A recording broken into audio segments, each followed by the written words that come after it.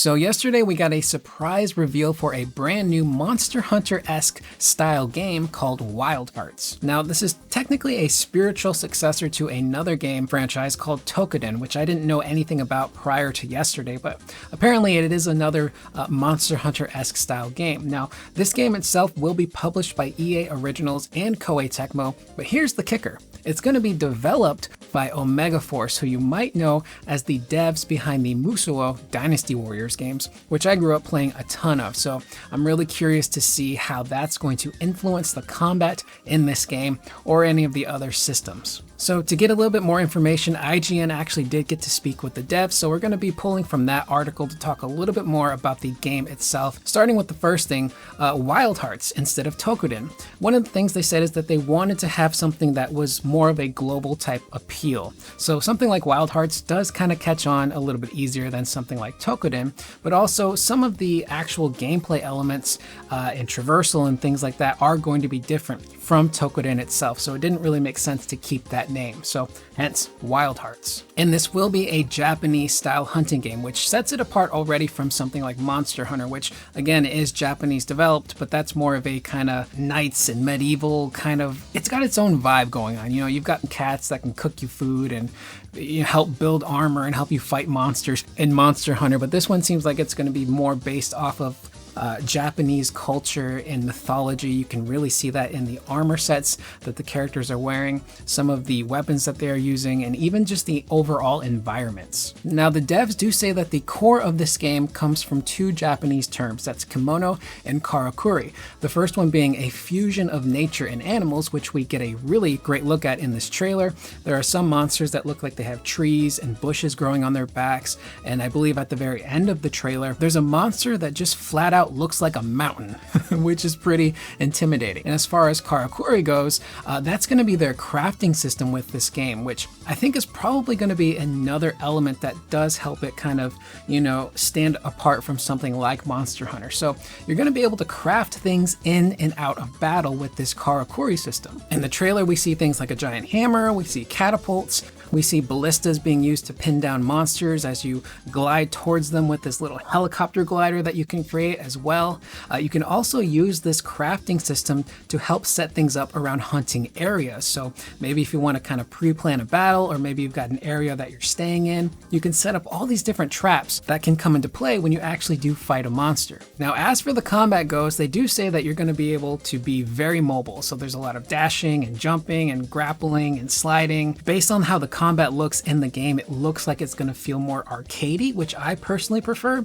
So it's going to be much looser. And if it does kind of have elements of those Musou games, I think it's going to play just fine. In fact, I tend to prefer games that play more like this than something like Monster Hunter, which I'll kind of get into Monster Hunter towards the end of this video. I have no hate towards Monster Hunter. It's just something that I struggled to get into, but we'll save that for a little bit later. They also do say that you have to be careful because these monsters can hunt you down as well. So if you're out there in the wilds, in the nature, these monsters will come looking for you, which sounds really cool. As far as if this game is going to be open world or zone based, the devs do say that it is going to be zone based, which is really nice. And they do mention that using that karakuri method gameplay system, you can use that to reach just about any point in each zone. So that's pretty cool. So it seems like there's going to be a ton of exploration in this game. So maybe hunting different monsters that are higher elevation and altitudes, or finding different weapons and armors, or just accessories and items you need to upgrade your equipment.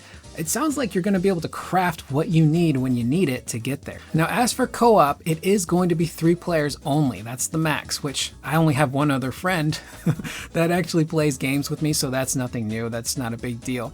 But they said the reason why it's 3 players and not more is because that was the right number in terms of balancing the difficulty of the game. And again, EA Originals are basically funding this game. Now, EA is not the most loved company in the world for justified reasons. However, they do have a lot of money, and money makes the world go round. So it sounds like Koei Tecmo and Omega Force are probably going to be able to create a game that is not limited, that, you know, they don't have to make any sacrifices when it comes to the game's budget or any of the mechanics.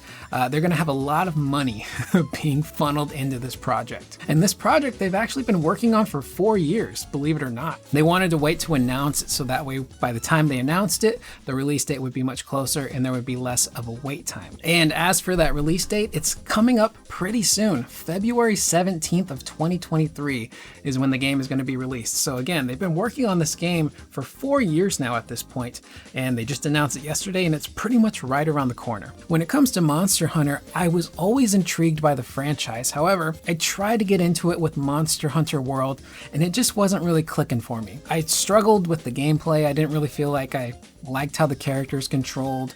I never found a weapon that I was comfortable with. The whole hunting down the monsters, which I get is the whole point of the franchise, was really tedious for me. You'd have to find the location that the monster would be in, and then you'd have to track it down. Once you found it, you would have to fight it, and if you messed up and it ran away, you'd have to track it down again. And everything just felt like a headache, and it felt cumbersome, and I couldn't really grasp my brain around these controls. And I realized the irony there, because at the time of Monster Hunter World's release, it was technically the easiest and most accessible Monster Hunter to get into. So that should just go to show you how stupid I actually am, that I couldn't grasp the easiest or most accessible Monster Hunter out there. But if I'm not mistaken, the most recent Monster Hunter Rise actually streamlines and eliminates a lot of those things I didn't like. If I'm not mistaken, I think you actually just find a monster, you find its location, and then you go fight it, which is more my speed. And then of course, you know, the gameplay itself, characters just felt kind of heavy. You had to be really strategic with how you fought enemies. And it sounds like with something like Wild Hearts, it's going to be much looser, more fast-paced, more arcadey, which is what I personally prefer. So with that being said, I am Curious Corduroy. That is the video. Leave any of your guys' thoughts in the comments down below. Did this Wild Hearts take you by surprise? Are you somebody who's looking forward to this now? Are you somebody that maybe was more into Monster Hunter, but you are now intrigued by what you have seen with Wild Hearts? Leave anything you guys have to say in the comments down below. I will see you guys in the next video. Please remember to always be excellent to one another.